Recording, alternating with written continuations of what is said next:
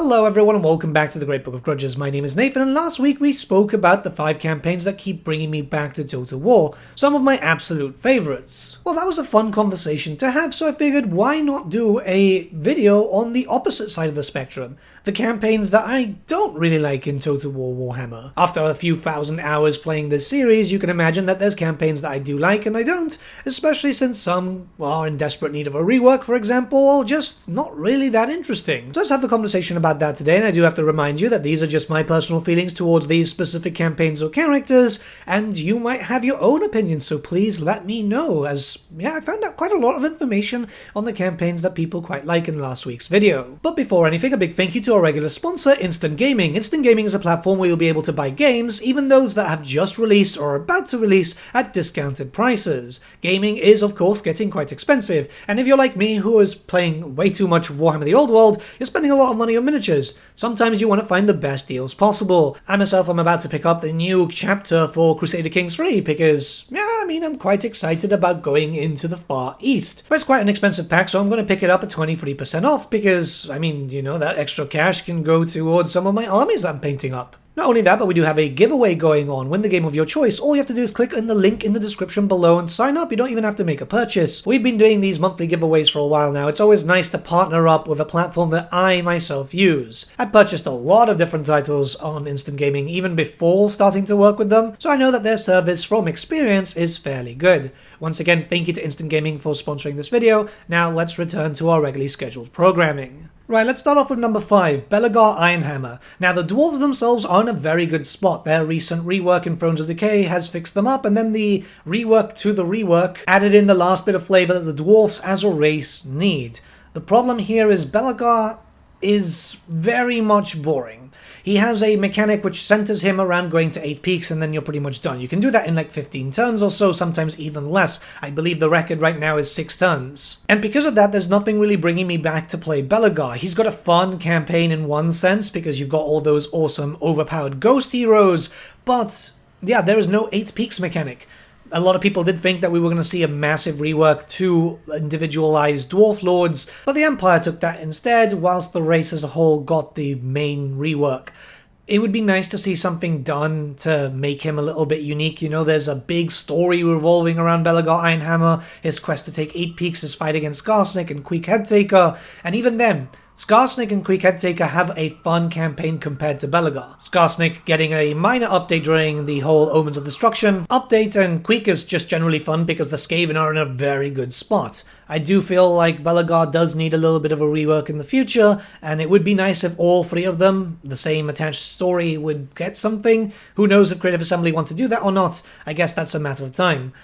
He needs to have something to justify people buying it. And it's something I've said in the past. It would be nice if Creative Assembly went back to previous DLCs and kind of gave them a fix-up. Not really adding new units and stuff like that, or else they'd have to increase the price, but, fixing up stuff in the form of reworks to incentivize people to buy them. Sure, it's an old DLC, but there's a lot of people still joining this franchise. Surprisingly, Warhammer 3 did bring a lot of people in. Alright, number 4, Vlad Von Carstein. Now you might be saying, wait, Vlad is the best one out of all of them, and yeah, the vampires just need help all around, but the thing is, there's a lot of expectations for Vlad. Vlad is the true Elector Count of Sylvania at this point, and really should have stuff like the Elector Count's mechanics and so on. Hell, even more access to some state troopers, more than you would normally get with a Vampire Count faction. Pretty much reliving the Vampire Wars. That's something that you should be able to do with Vlad, even trying to crown yourself Emperor. I'm aware that the Vampire Wars was 200 years ago, well, a little bit more, but Vlad is not supposed to be alive at this point either, so reliving the Vampire Wars might be a fun little campaign. The idea here is certain big-name characters do deserve a little bit of their own unique mechanics. Again, the vampires do need a hefty rework and a rather large DLC, I would say, but when you're firing up a Vlad Von Carstein campaign, there are certain expectations, aren't there? It's a massive shame that overall the vampires have been largely ignored throughout the franchise, only receiving one DLC during the lifespan of this franchise, which is getting close to 10 years now. It's actually shocking, to be honest, as the vampires have always been a very much beloved race within the Warhammer Fantasy universe, mostly because there's so many different types of options. But Vlad is a very popular character. The Vampire Wars, for example, a fantastic novel which many people go back to a lot because it shows that there is a lot of depth in Warhammer Fantasy, and it's not all just shades of grey.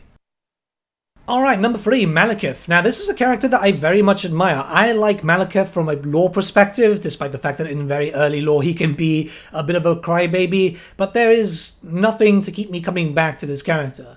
Most of the others have their own unique mechanic in some way, shape, or form, barring Lokia, but Lokia is very, very strong in that regard. Malekith, or in some cases, depending on what part of the lore you're looking at, Malerion, is the Witch King. He's the racial leader of the Dark Elves. Dark Elves have received a lot of content during the Warhammer 2 phase, and a very polarizing change in the release of Immortal Empires, but not a lot has happened to them, and it's a massive shame. Why would I play Malekith when I could play, say, Morathi and get some Demonettes, or Hellebrand and have a unique mechanic? I would say that racial leaders for different races in Warhammer Fantasy should be given a little bit more love. It's a big thing here. Malekith leads multiple invasions of Ulthuan to try to reclaim it and obviously become the Phoenix King, which is his right if you believe the M times, but yeah, who believes that? He just feels very, very vanilla, and it would be nice to see something revolving around that, especially since it does look like we are pushing further and further into an end times timeline with the introduction of a bunch of end times things in Omens of Destruction, and I wouldn't be surprised if we're going to start seeing more end times material popping in as more DLC starts releasing whenever Creative Assembly decide to start releasing DLCs. I would love this character to get the respect he deserves. He's a big name, a lot of people know him. They tried to kill him off for Age of Sigmar and they had to bring him back. There's just no taking down Mummy's Boy. Number 2, Frog. You might be saying Norska as a whole, and yeah, I mean, Norska is in a pretty bad spot. They'll get a DLC eventually, who knows when. There's rumors saying that it might be next, who knows. But the main important thing is I can play a campaign with Wulfrik and kind of just complete it without a problem. Frog just feels awful. First up, his voice acting is completely wrong, which is just a massive shame, but I doubt that if we ever get a DLC that they'll redo the voice acting. The other thing is, you know, he's king of the monsters, and his campaign doesn't really focus that much around monsters. Sure, you get the faction effects that reduce the trolls and just ice units and stuff like that, but it's not enough. You're playing King of the Monsters, but you're mostly just recruiting more and more Marauders. There's something very functionally wrong here. And sure, you have to look at it this way. When Norska was created, it was during the life cycle of Warhammer 1. So this is a base game Warhammer 1 faction, despite that it was being sold for Game 2, and didn't really make it to Game 2 until much, much later. But it just feels empty. The design philosophy has changed over the years, and I think we're quite lucky for that, because that way, you know, the Game 2 races were much better. The Game 3 races, you know, barring some issues here and there, are much better too, and much more structured, especially after reworks and so on. It feels awful for Frog. At this point, it should have just been a separate character, different character for Norska, maybe just some other Norskan. Hopefully in the future, Frog gets the attention he deserves, because he's a big name, again. Very, very popular. His model on the tabletop was absolutely phenomenal. I think loads of people bought that model just for the sake of, you know, it's him. In the books, he always presented himself to be so hyper-intelligent, and here it just lacks. There needs to be a full monster-only campaign, and if it's going to be with anyone, it's going to be with Frog. I'm coming in with a honourable mention here, Boris Ursus. Now, I know, yes, we're getting a Kislev rework, and it's coming soon, I think on the 25th, so Boris might be better, but the problem here is Boris just kind of feels like a random tack-on, and it's just really, really odd. We don't know if anything is coming for Boris, but it does look like all of the Kislev stuff has been just said publicly now, so we know that Konstantin and Catherine are basically staying the same in terms of, like, you know, they're not getting anything new, but they are getting some changes to their base game mechanics.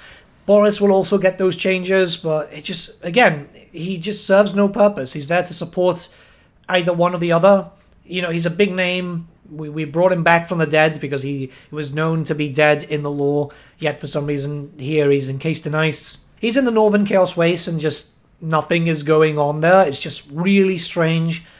I really don't know what the plan was here. I still subscribe to the theory that they just wanted to add him in last second just to go, yeah, you know, we got this really cool character with a really cool model, which admittedly, yes, absolutely amazing. It's a massive shame that the old world is going to be based 200 years prior, because goddamn, I'd love to paint something like that, you know? Maybe he won't need anything, so this is why I gave him an honorable mention, but right now I just see him as a character who just exists for the sake of existing.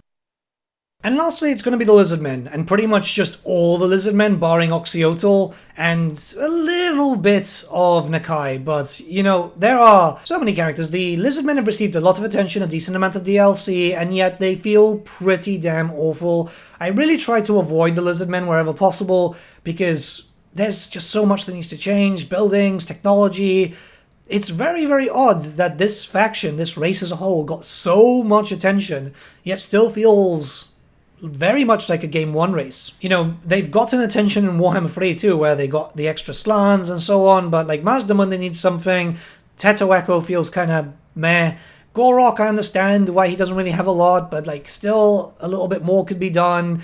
It just feels like Creative Assembly are trying to figure out what they can do for the Lizardmen, but they're kind of running in short. And I understand that. The Lizardmen are such a weird faction. Hell, on the tabletop, they were strange to play too. But I'd say the Lizardmen over every other just feels really meh. And that's kind of sad, because they're popular and they've got some of the coolest looking units. I'd love to see them finally get fixed up, and to be honest, there is enough content for like another DLC for them, which would be really strange that Lizardmen getting 8 legendary lords while some are still stuck with 2 or 3, but I guess time will tell. In a perfect world, by the time that we see the end of Total War Warhammer 3, whenever that is, everyone will be brought up to the same standard. I'm not saying the same amount of legendary lords, as cool as that might be, the map is just not big enough, but if every race was just unique in their own right, it would be fantastic, and, you know, playable in their own right. The tech tree is one of the worst things I've ever seen for the Lizardmen, and that could just be done as a patch just whilst we're waiting for something. But again, these are all just my opinions. You let me know what you guys think in the comments below. Everyone has a different opinion regarding everything else. I know some people who don't like Balthazar Gelt, for example. They think that his mechanic isn't good, which to me is strange because I absolutely adore it. But again, you know, different strokes for different folks type of thing. But yeah, guys, you have a lovely day. I'll see you all again very, very soon. I'm going to be streaming today. I know I said I was going to do that last week and the week before that, but today I've cleared my schedule. So a little bit after this video goes live, I will be live. If you guys want to pop there on the Purple website, right? Twitch.tv/TheGreatBookOfGrudges. Pop by, say hi, we can talk about Warhammer lore or anything else, and I'll see you all again very, very soon.